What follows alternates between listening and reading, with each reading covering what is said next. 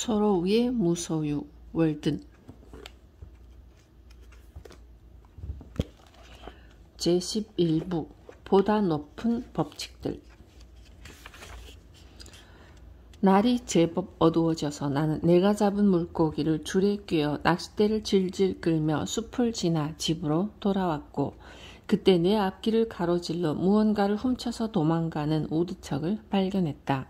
나는 낯설면서도 야만적인 기쁨의 전율을 느끼며 그것을 잡아서 날것으로 먹고 싶은 충동에 사로잡혔다. 그때 내가 배가 고팠던 건 아니었지만 우두척이 보여준 야성적인 면에 굶주려 있었던 것 같다. 그러나 호숫가에서 살면서 자포자기하는 심정으로 반쯤 굶은 사냥개처럼 내가 개걸스럽게 먹을 수 있는 사슴고기를 찾으러 한두 번 숲을 돌아다닌 적이 있다. 그 당시에는 어떤 종류의 고기라도 나에게 야만스러울 게 없었다. 오히려 그렇게 야만스러운 광경이 형용할 수 없이 친근감을 느끼게 했다. 나는 그때나 지금이나 나 자신에게서 대부분의 사람들이 그러하듯 더 높은 소위 정신적인 삶을 살려고 본능과 원시적이고 야만스러운 또 다른 본능을 발견했으며 이 두 가지를 모두 존중한다. 나는 선함에 못지않게 야생적인 것도 좋아한다. 낚시에 있는 야성미와 모험은 여전히 나를 유혹한다. 나는 때때로 그런 면에 빠져서 하루를 동물처럼 지내고 싶기도 하다. 내가 자연과 친하게 된 것은 아마도 내가 어렸을 때 낚시와 사냥을 해왔기 때문인 것 같다. 낚시와 사냥은 일찍이 우리에게 자연 경관을 소개하고 그 안에 머물게 한다. 그렇지 않으면 그 나이에 우리는 자연과 깊은 친교를 맺을 수 없을 것이다. 농부와 사냥꾼, 나무꾼과 그 밖의 다른 사람들은 그들의 삶을 밭과 숲에서 보내는데 어떤 면에서는 자연의 일부라 할 수 있으며 때로는 일하다가 쉴 때의 기대를 갖고 자연에 접근하는 철학자나 시인보다 자연을 관찰하는 일을 더 좋아한다.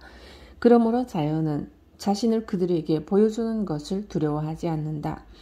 대초원을 여행하는 사람은 자연스럽게 사냥꾼이 되고 미주리 강과 컬럼비아의 강의 상류를 여행하는 사람은 덫사냥꾼이 되며 세인트메리 폭포에서는 어부가 된다. 단지 여행하는 사람에 지나지 않는 사람은 간접적이고 불완전하게 배우기 때문에 불쌍한 권위자에 지나지 않는다.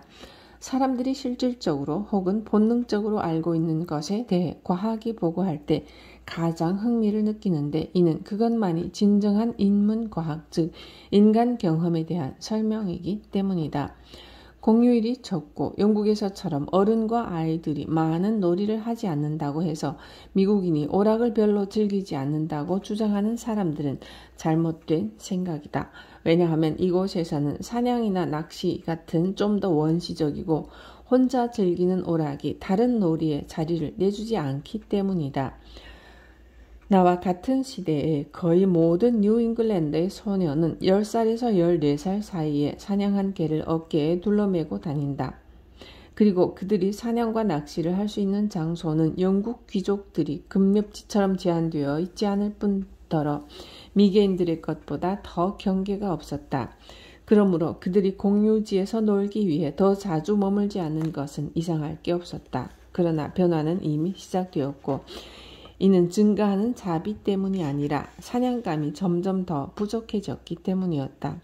어쩌면 사냥꾼은 동물애호협회 다음으로 사냥감의 가장 위대한 친구일지도 모른다. 게다가 내가 호숫가에 있을 때 나는 이따금씩 식단의 변화를 주려고 물고기를 추가하고 싶었다. 나는 정말로 인류 최초의 어부와 똑같은 필요에서 물고기를 잡았다. 내가 생각한 자비가 무엇이건 간에 그것은 모두 인위적이며 나의 감정보다는 철학에 더 많은 관련이 있다.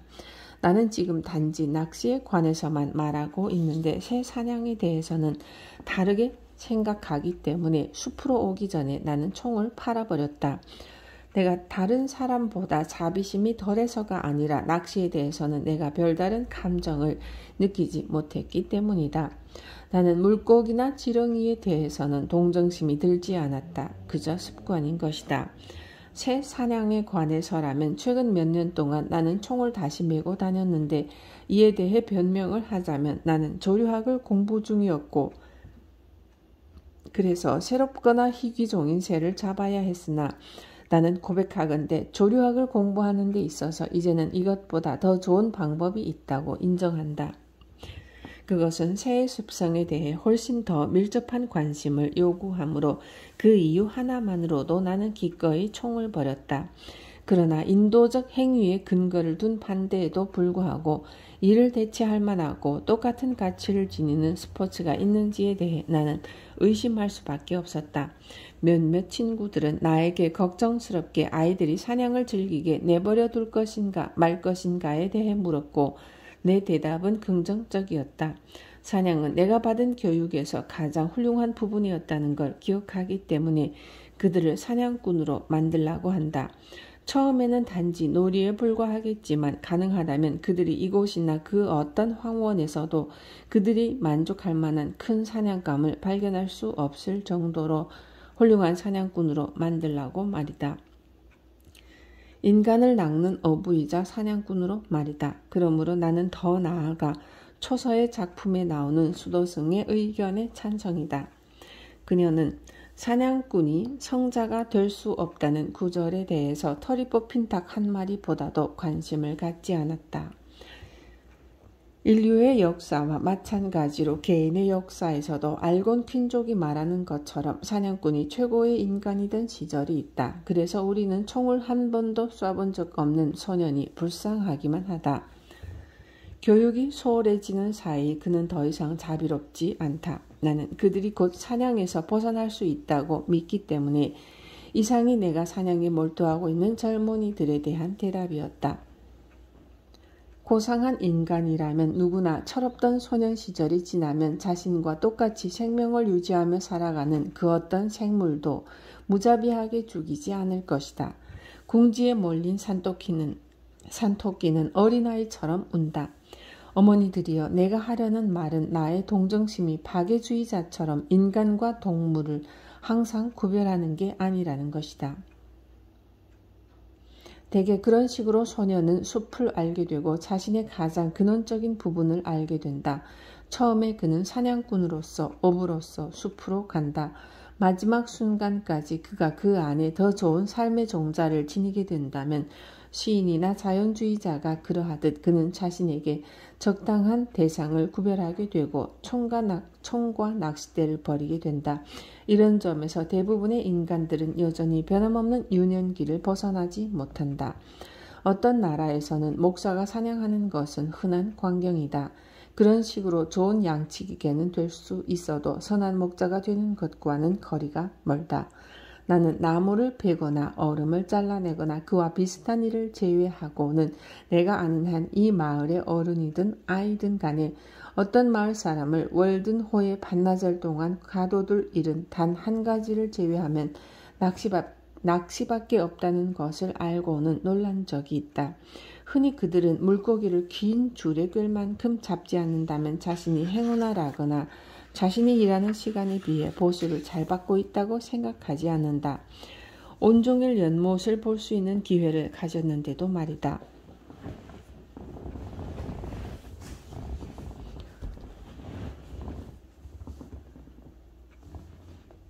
그들은 낚싯밥이 호수 아래 가라앉고 그들의 목적이 순수해지기까지 그곳에 수천 번이나 갔을지 모른다. 그러나 그런 정화 과정은 하루 종일 걸렸을 것이 분명하다.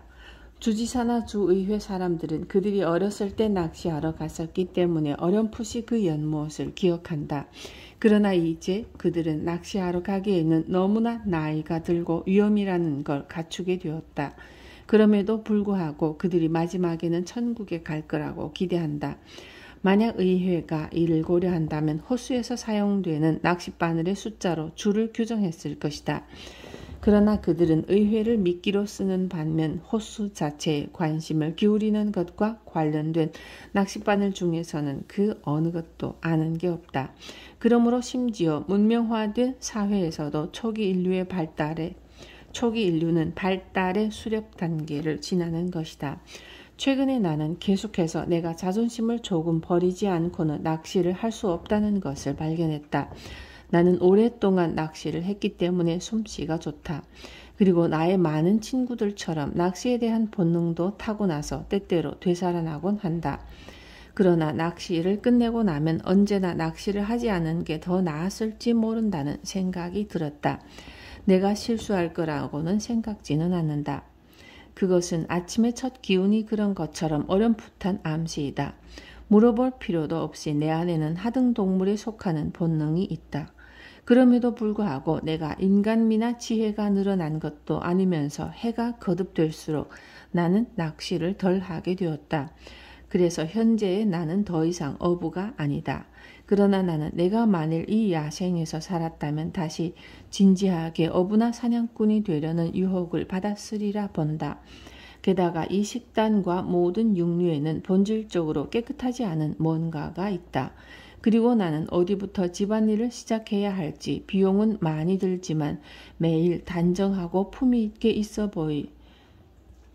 있어 보이게 입거나 집에서 나쁜 냄새나 흉한 모습을 없애기 위해 어떻게 노력해야 하는지 알기 시작했다. 내가 푸죽한 주인이면서 주방 심부름꾼, 요리사뿐만 아니라 음식을 대접받는 신사였기 때문에 나는 흔치 않은 완벽한 경험을 토대로 말할 수 있는 것이다. 내 경우에 육식을 반대하는 실질적인 이유는 그것이 깨끗하지 않기 때문이다. 덧붙여 내가 물고기를 잡아서 씻고 요리해서 먹을 때 그것들은 근본적으로 나를 살찌우는 게 아닌 것 같다. 그것들은 들어온 것보다 보잘것없고 불필요하며 비용이 많이 든다. 차라리 약간의 빵과 몇 개의 감자가 수고도 적고 덜 더러워서 좋았을 것 같다. 내 또래의 많은 이들처럼 나는 오랫동안 육식뿐만 아니라 차, 커피, 그 밖의 것들을 먹지 않았다. 그것은 그것들에서 발견한 해로움 때문이 아니라 그것들이 내 생각에 부합하지 않기 때문이다. 육식에 대한 혐오는 내 경험에서 비롯된 게 아니라 그저 본능이다. 여러 면에서 낮게 살고 열심히 사는 것이 더 아름답게 여겨졌다. 비록 내가 그렇게 살고 있지는 않지만 나는 그런 내 생각을 충족시키기에 충분히 멀리 왔다. 나는 고상하고 시적인 능력을 최상의 상태에서 추구하기 위해 성실하게 살아온 사람이라면 누구나 특히 육식과 다양한 종류의 다량 섭취를 절제하는 경향이 있다고 생각한다. 그것은 곤충학자들이 말하던 중요한 사실이며 나는 커비와 스펜서에게서 최상의 상태에 있는 어떤 곤충들은 소화기관을 갖추었음에도 불구하고 그것을 사용하지 않는다는 것을 발견했다. 그리고 커비와 스펜서는 이렇게 단언한다. 이러한 상태에 있는 거의 모든 곤충들은 유충의 상태에 있을 때보다 훨씬 더 적은 양을 먹는 것이 일반적인 규칙이다. 각각 나비와 파리로 변태할 때 식욕이 왕성했던 애벌레와 구더기는 꿀과 같은 달콤한 액체 한두 방울로 만족한다. 나비의 날개 아래에 있는 복부는 여전히 유충의 흔적을 보여준다. 이것은 다른 식충 동물에게 먹힐 운명을 재촉하는 맛있는 부분이다. 대식가란 유충 단계에 있는 사람이다. 그리고 전체가 그런 상태에 있는 국가가 있는데 공상과 상상이 없는 나라이며 그것의 거대한 복부는 그들을 배신한다. 상상력을 해치지 않을 만큼 단순하고 깨끗한 식단을 준비하고 요리하는 것은 어렵다. 그러나 내 생각에 우리가 몸을 살찌울 때 이것도 살찌워야만 한다. 이 둘은 같은 식탁에 앉아야 한다. 그리고 아마도 이것은 불가능한 일이 아니다. 도를 넘지 않게 과일을 먹으면 우리는 식욕을 부끄러워할 필요가 없으며 가장 가치 있게 여기는 사냥을 방해받을 일도 없다. 그러나 추가로 음식에 양념을 하게 되면 그것은 너에게 독이 될 것이다. 풍요롭게 먹으며 사는 것은 아무런 가치도 없다. 육식 요리건 채식 요리건 간에 자신의 손으로 다른 이들이 매일 준비하는 것과 똑같은 저녁을 준비했다는 것을 안다면 대부분의 사람들은 부끄러워할 것이다. 그러나 이것이 바뀌지 않는 한 우리는 문명인이 아니며 신사숙녀라 한들 진정한 남자와 여자는 아니다. 물론 이것은 어떤 변화가 생길지를 암시한다. 왜 상상력이 고기나 지방과 조화를 이룰 수 없는지를 묻는 것은 헛될지 모른다. 나는 그렇지 않다고 확신한다. 인간이 육식성 동물이라는 건 불명예가 아닌가. 그렇다. 인간은 대초원에서 다른 동물들을 사냥하면서 살아간다. 토끼를 올가미로 잡고 양을 도살하러 가는 사람들은 이것이 비참한 일이라는 것을 알게 된다.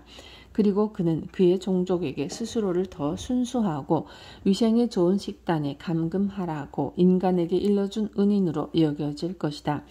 내 습관이 어떻건 간에 나는 육식을 그만두는 것이 점진적인 발달 과정에 있는 인간 운명의 일부라는 것을 의심하지 않으며 야만인 부족이 문명화에 노출되었을 때 서로의 인육을 먹는 것을 그만둔 것만큼이나 확신한다. 만약 누군가가 희미하지만 지속적으로 들리는 진실의 암시에 귀를 기울인다면 그는 그것이 그를 극단적이거나 광기 어린 것으로 이끄는 것으로 보지 않는다. 그러나 그가 더 확고하고 성실하게 자랄 때 그의 길이 보인다. 한 건강한 사람이 하는 희미하지만 확고한 반대는 마침내 인류의 관습과 논쟁과 싸워 이길 것이다. 그것이 그를 잘못 인도할 때까지 그의 본능을 따르는 이가 없을 것이다. 비록 그 결과는 겉으로는 미약하겠지만 이것이 더 높은 원칙에 순응하는 삶이기 때문에 아무도 그 결과에 후회하지 않을 것이다. 만약 낮과 밤이 그러해서 기쁨으로 그것들을 맞이한다면 그래서 삶이 꽃이나 달콤한 향을 내뿜는 허브처럼 향기를 내뿜어서 삶이 더 융통성 있고 더 반짝이며 더 영원하다면 그것이 바로 성공이다.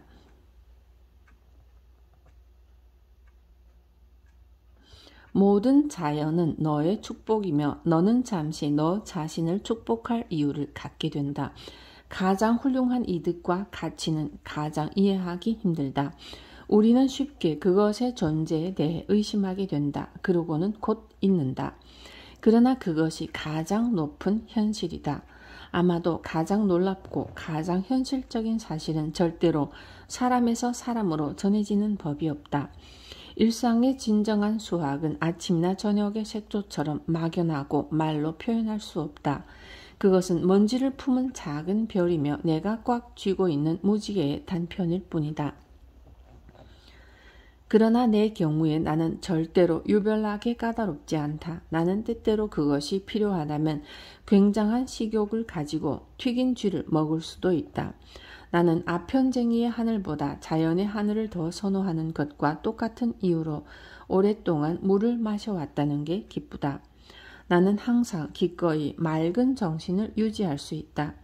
취기의 정도는 끝이 없다. 나는 물이란 오직 현명한 사람만이 마실 수 있는 것이고 와인이란 그렇게 고귀한 음료가 아니라고 생각한다.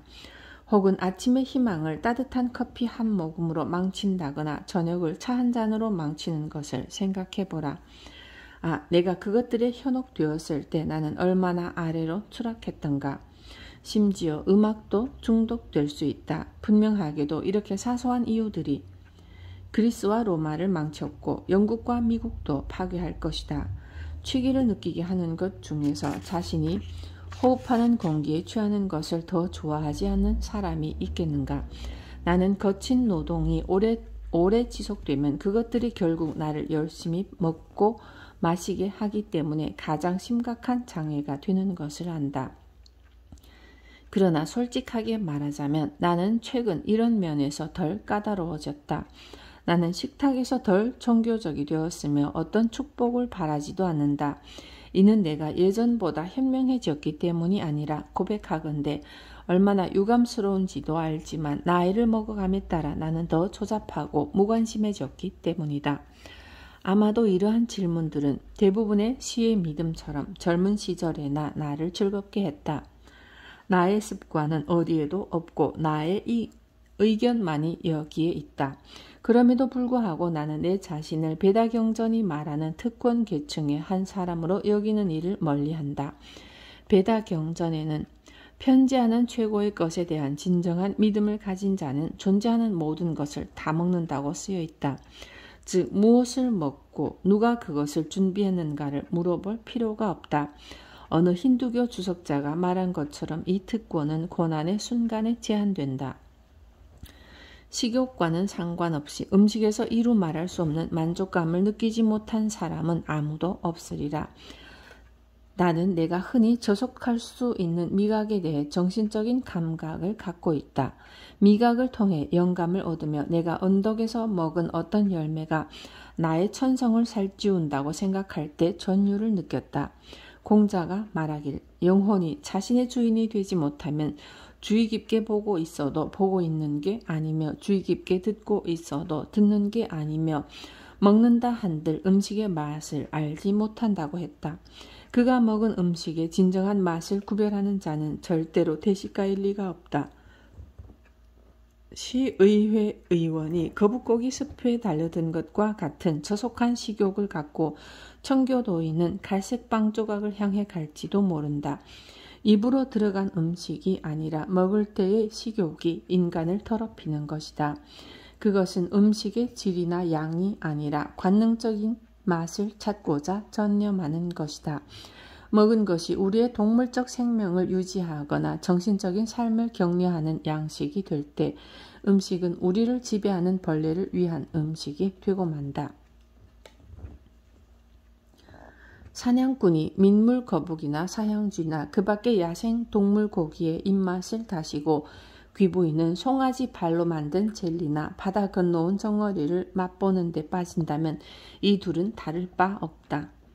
그는 물레방아가 있는 호수로 그녀는 항아리를 보존하는 곳으로 간다. 놀라운 것은 어떻게 그대와 내가 먹고 마시면서 이렇게 더럽고 야만적인 삶을 살 수 있느냐이다. 놀랍게도 우리의 삶은 도덕적이다. 미덕과 부도덕 사이에 순간적인 휴전이란 있을 수 없다. 선행이란 실패할 줄 모르는 유일한 투자일 뿐이다. 온 세상에 울려 퍼지는 하프 연주에 우리가 감동하는 것은 이를 강조하기 때문이다. 하프는 우주보험사를 위해 여행하는 세일즈맨의 말이며 우리는 그저 얼마 안 되는 선행을 지불하면 된다. 젊은이들이 결과적으로는 무관심하게 되겠지만 우주의 법칙은 무관심하지 않고 가장 감수성이 강한 것의 편에 영원히 선다. 산들바람의 말에 귀를 기울여 그들의 잔소리를 들어라. 분명히 들려올 것이며 그것을 듣지 않는 자는 불행하다. 매력적인 교훈이 우리를 찌르지 않고는 우리가 현을 건들거나 누를 수 없다. 더 멀리 떨어지면 많은 지루한 소음이 우리의 삶의 비열함에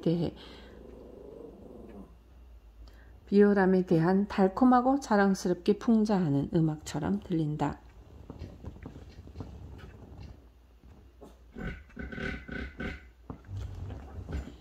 우리는 우리 내면에 있는 동물성을 인식하는데 그것은 고차원의 본성이 잠시 조는 사이에 눈을 뜬다. 그것은 파충류와 같고 감각적이어서 완전히 내쫓을 수 없고 심지어 인생과 건강에서 우리의 몸을 차지하는 벌레와 같다. 어쩌면 우리가 그것으로부터 물러설 수는 있을지 몰라도 본성을 바꿀 수는 없다.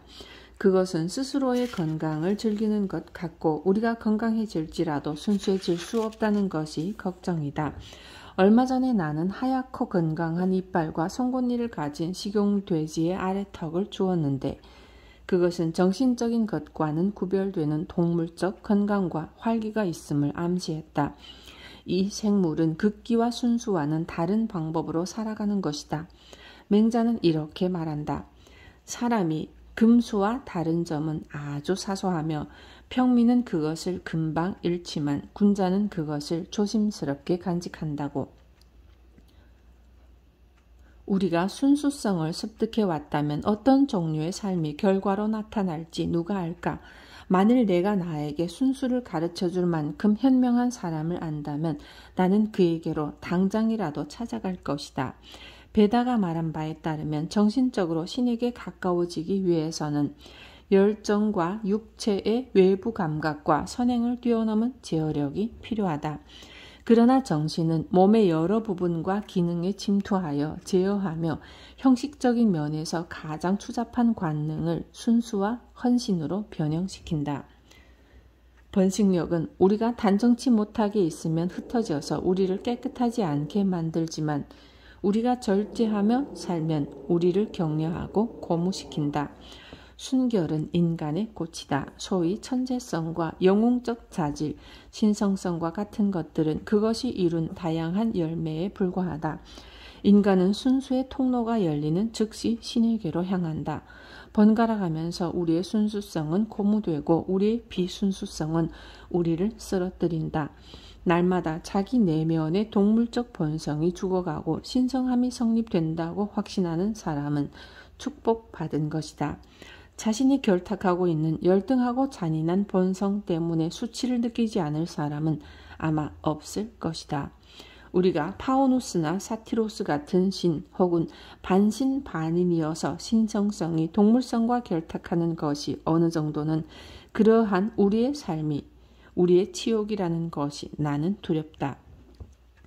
얼마나 행복한가. 자신의 동물성 탓으로 돌릴 장소를 마음의 숲을 개척한 자는 말과 염소, 늑대 그리고 모든 짐승을 부리되 자기 자신은 나머지 것들의 노새가 되지 않는 자.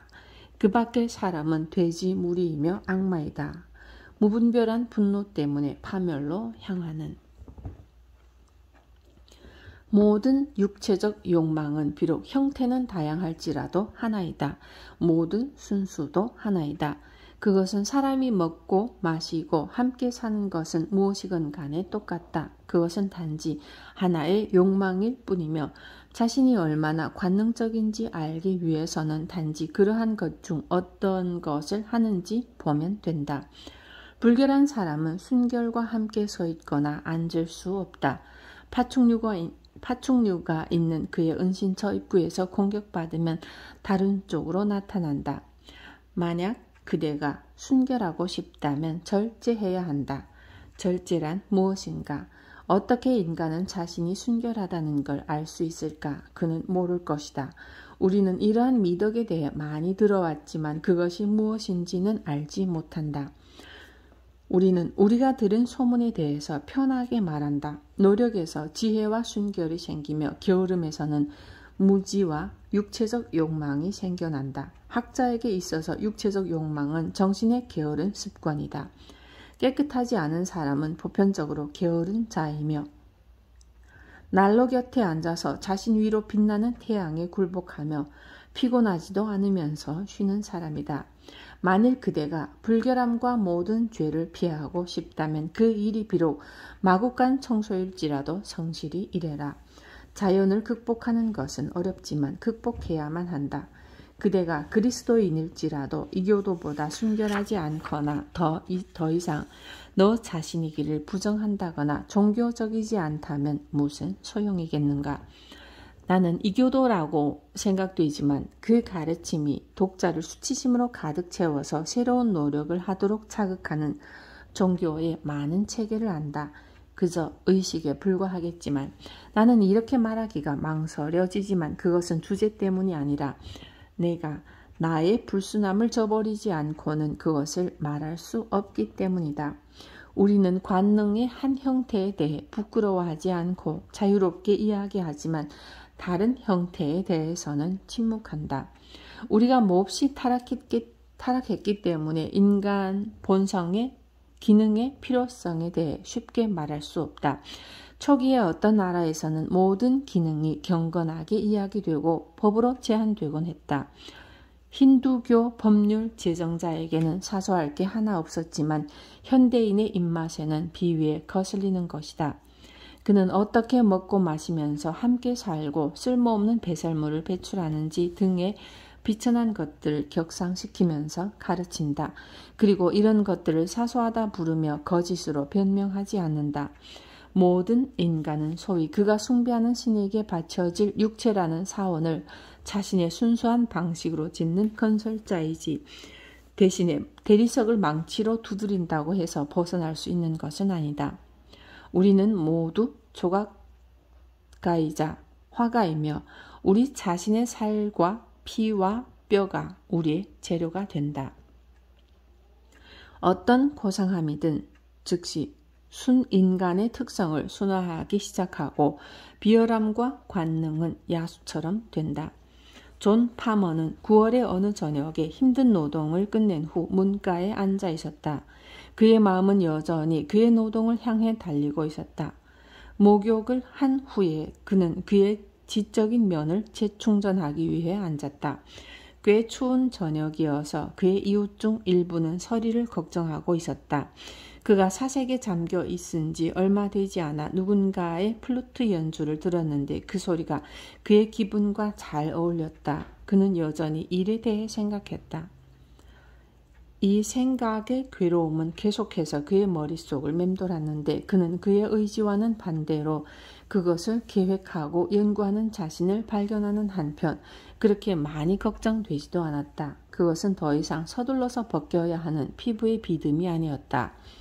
그러나 플루트의 곡조는 자기가 일하고 있는 곳과는 다른 영역에서 흘러와 집에 있는 그의 귀로 들려왔다. 그 안에 잠들어 있는 어떤 능력을 활용해보라고 암시하는 것 같았다.